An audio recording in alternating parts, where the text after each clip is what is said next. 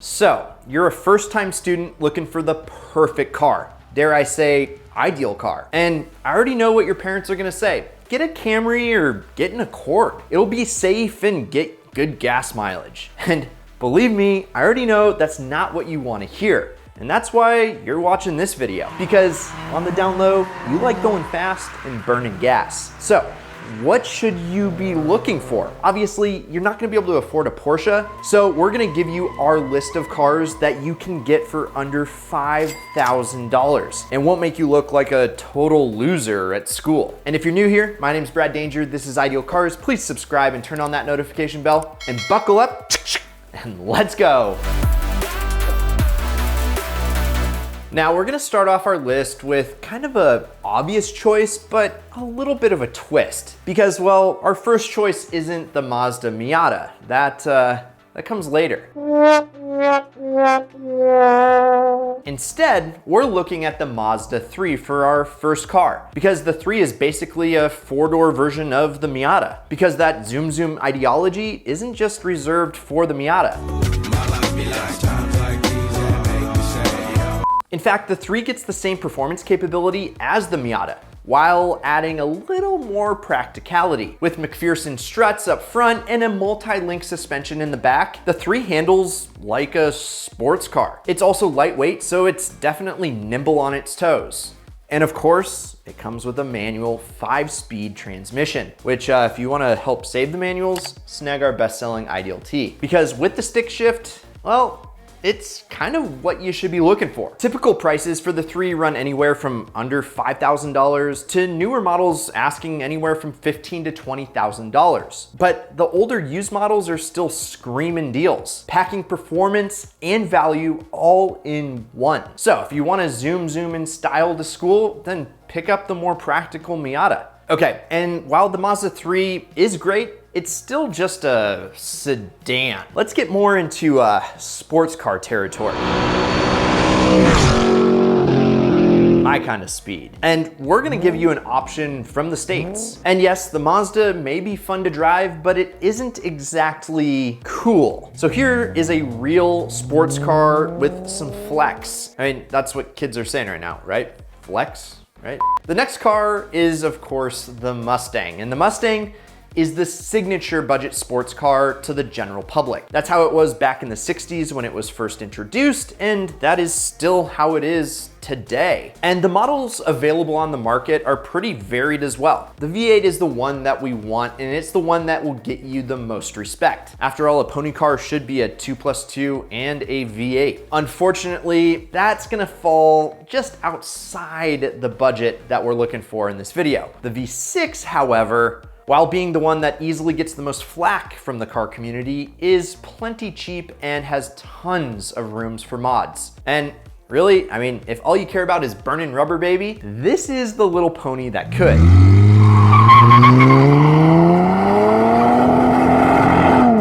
Now, a V6 Mustang is gonna run you right around $5,000, but we think it's worth it to own a little piece of automotive history. You'll get the respect from all parts of the car community thanks to the Mustang's identity and car culture. So, why not get yourself a little piece of American history and just don't tell anybody that you have a V6 under the hood. And don't worry, I won't tell anybody, because the best part is that this can be your starter Mustang, and then you can ultimately upgrade to the V8, GT, or even something a little bit more crazy like a flat plane crank GT 350.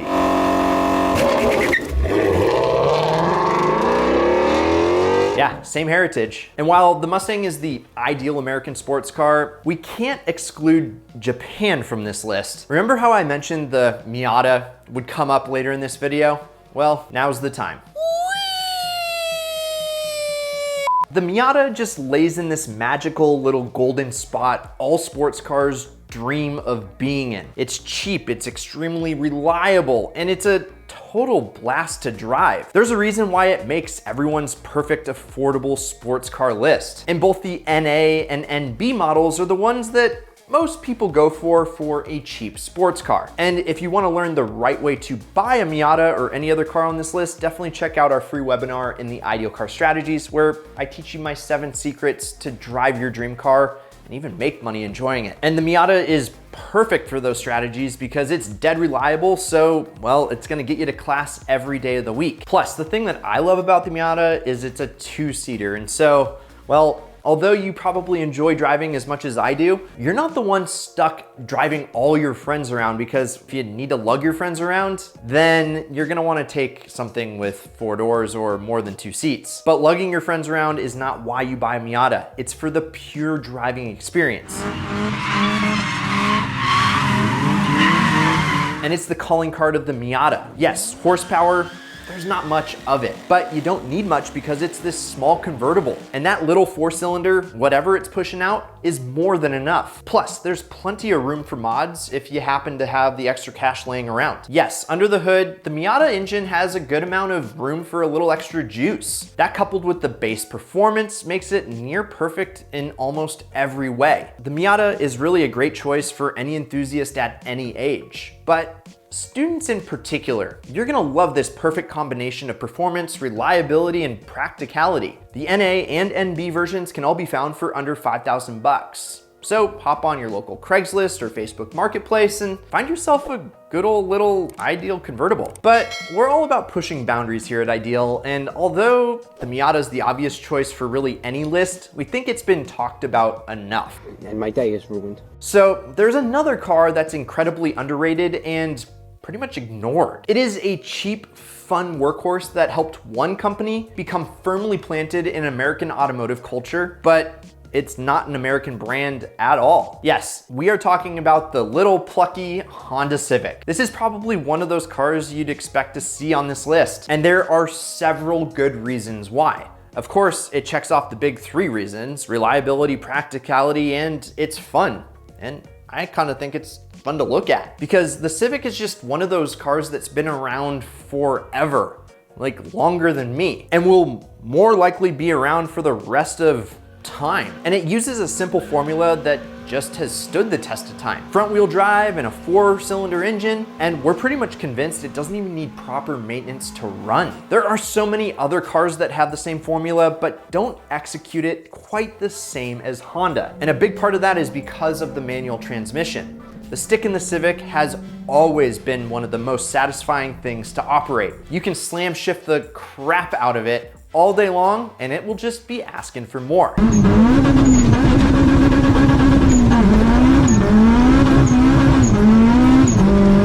And yes, we're saying all this good stuff about a commuter car. That's pretty high praise for something with 4 doors and a good-sized trunk. So, what is the ideal Civic for you?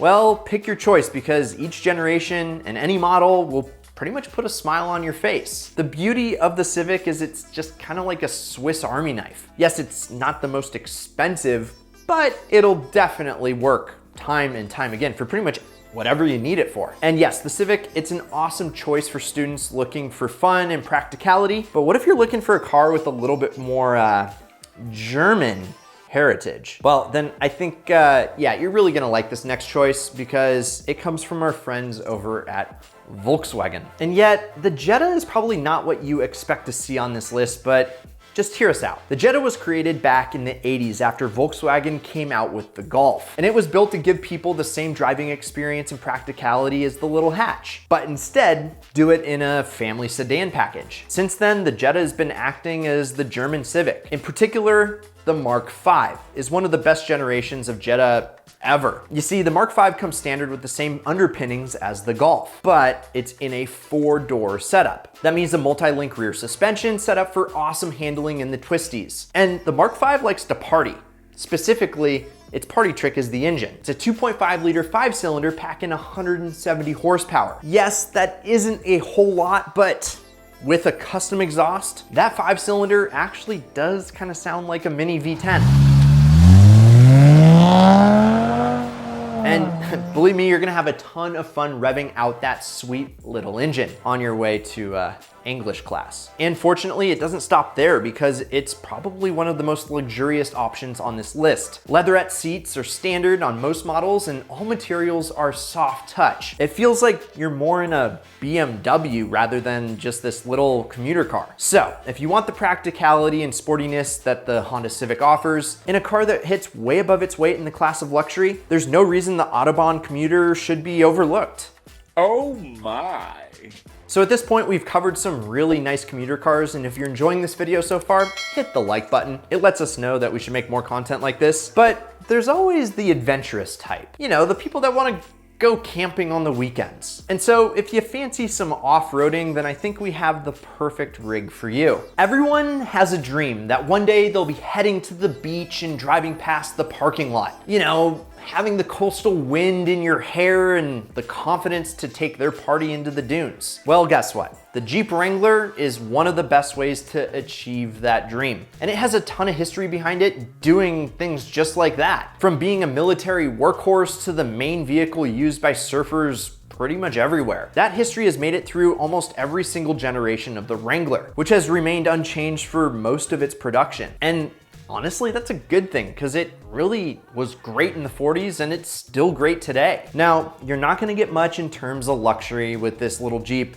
but you really won't care when you're driving nearly everywhere you want with the top off and the doors removed. And you really won't have to wait very long to become the cool kid at school when you're driving a Jeep, especially after you drive a few of your friends out to the beach for a late night bonfire. Plus, Wranglers, they just run and run and run hundreds of thousands of miles. That is, if you take care of them properly.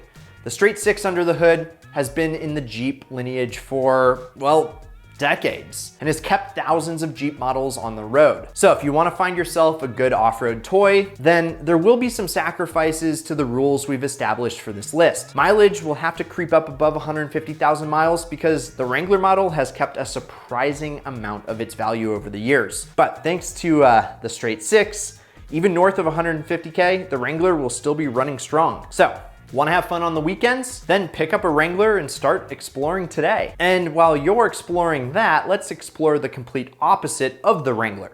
A two-door front-wheel drive coupe that wouldn't be found dead anywhere near a beach. The next car comes from Toyota's ex-Cool Kids brand, Scion. And we get what Toyota was trying to do with the Scion. They didn't have the market they wanted with younger drivers, so they created a totally cool and hip brand to appeal to younger buyers. And although Scion is now defunct, it doesn't mean that Toyota totally missed the mark. The TC in particular is just one of those cars that's totally forgettable, but it actually merits some attention. It's a front-wheel drive hatchback that comes with a nice manual transmission. It has okay performance for fun dynamics in the corners, and it's basically a Toyota, so it's super reliable. Some could argue that it took over where the last generation of the Celica fell off, which is definitely worth some merit. But the TC fell victim to the identity crisis that Toyota was going through when they were making them. In a different world, it may have been a really cool offering from Toyota to appeal to the younger buyers. But instead, it was just it was a Scion. No one really even knew what it was. But